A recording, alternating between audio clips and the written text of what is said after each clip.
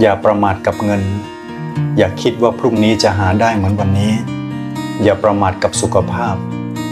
ไม่รู้ว่าพรุ่งนี้จะยังดีเหมือนวันนี้อยู่ไหมอย่าประมาทกับเพื่อนฝูงว่าวันนี้เขารักเราดีพรุ่งนี้จะไม่หักหลังอย่าประมาทกับลูกหลานว่าโอนสมบัติให้เขาและเขาจะดูแลเราอย่าประมาทกับอะไรในชีวิตทุกอย่างพอล้วนแต่ไม่มีอะไรที่จะจีรังยั่งยืนและเป็นไปดังหวังทุกๆประการอย่าประมาทกับทุกสิ่งเพราะชีวิตจริงมันไม่ได้เหมือนในละครของจริงมันยิ่งกว่านั้นเยอะเลยและเราแค่ทำวันนี้ของเราให้ดีเท่านั้นก็พอ